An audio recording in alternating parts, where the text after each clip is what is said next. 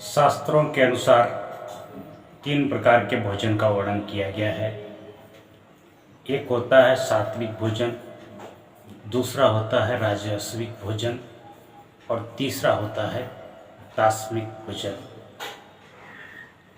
तीनों प्रकार के भोजन का प्रभाव शरीर पर अलग अलग प्रकार से पड़ता है और जिस प्रकार से जो भी आप खाएंगे उसका हर 20 मिनट के बाद शरीर पर प्रभाव देखा जा सकता है और प्रभाव पड़ता भी है। इसलिए एक शुद्ध और बुद्धिमान आदमी के लिए सात्विक भोजन की आवश्यकता होती है। ऑफिस में, दफ्तर में कार्य करने वाले व्यक्ति, बुद्धिमान और सरल व्यक्ति के लिए सात्विक भोजन की ही आवश्यकता होती है। 3 प्रकार के भोजन का वर्णन शास्त्रों में जिक्र किया गया है और बीच में एक नई बात पैदा होती है कि लहसुन प्याज खाएं अथवा ना खाएं। लहसुन प्याज के ऊपर समाज में बहुत बड़ी अंधविश्वास की बात फैली हुई है। लोग नहीं भी जानते हैं कि लहसुन प्याज खाने ना खाने से क्या होता है, खाना चाहिए कि नहीं खाना चाहिए।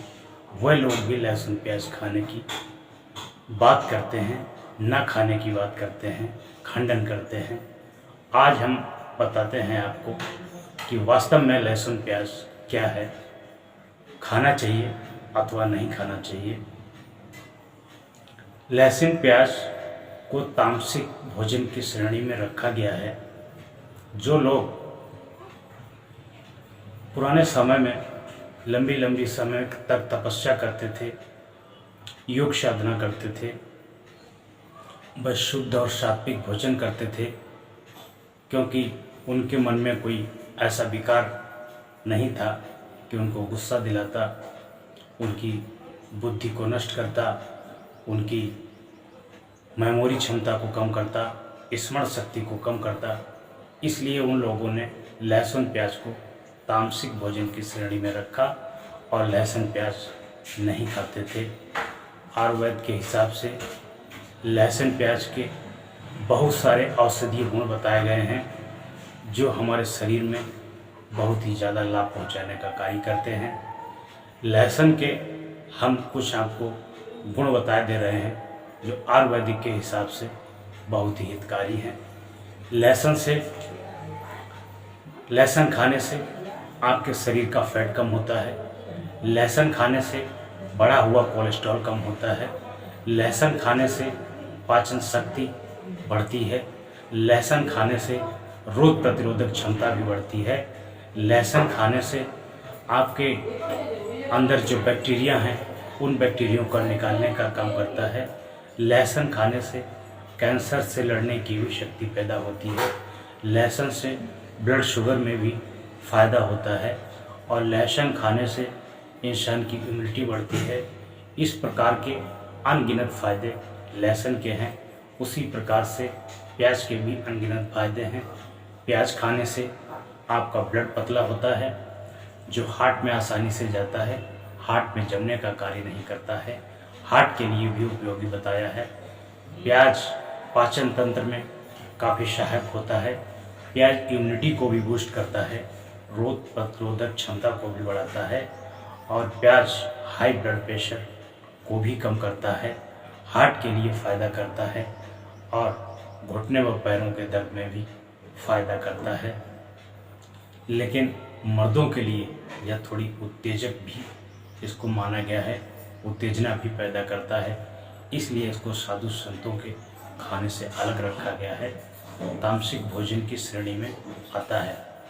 लेकिन हमने ऐसे भी व्यक्ति देखे हैं जो दिन भर झूठ बोलते हैं, घूस खाते हैं, मुंह से बातों की जगह हर बात में गाली निकलती है। जातिवेद का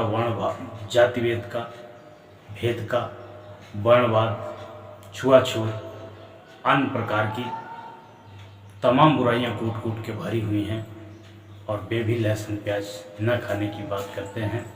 तो ऐसे मूर्खता भरी बातों को देखकर मुझे हंसी आती है कि इतना अज्ञानी मूर्ख लहसुन प्याज वो व्यक्ति नहीं खा सकता है जिसके मुंह से कभी अपशब्द ना निकले हों, जिसके मुखमंडल से कभी किसी के प्रति बुराई न निकली हो, कोई राग द्वेष न करता हो, सदैव सत्य बोलता हो, सत्य के पथ पर चलता हो, सदैव परोपकार करता हो, सदैव अच्छे अच्छे कार्यों में लिप्त रहता हो और सदैव पूजा पाठ और भक्ति के कार्यों में लीन रहता हो।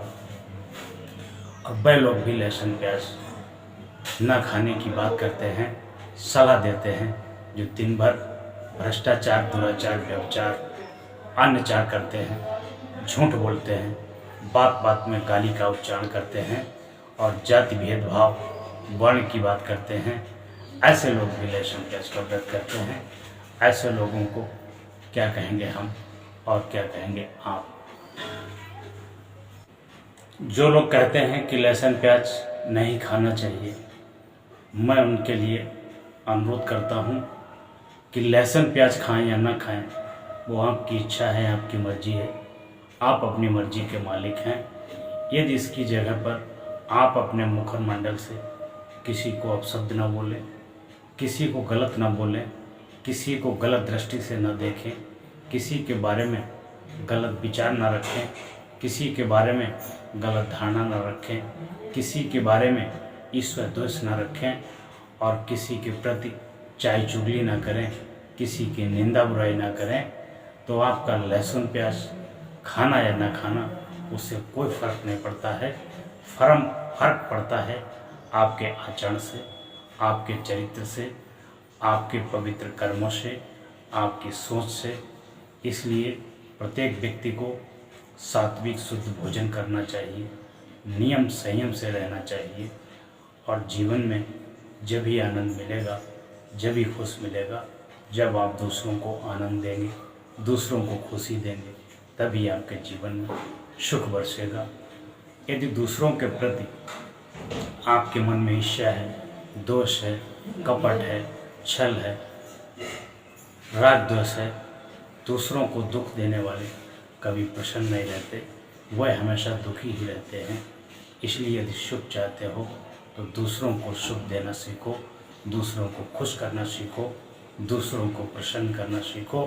ये कुदरत तुमको उनसे कई गुना ज़्यादा प्रसन्न और खुश कर देगी।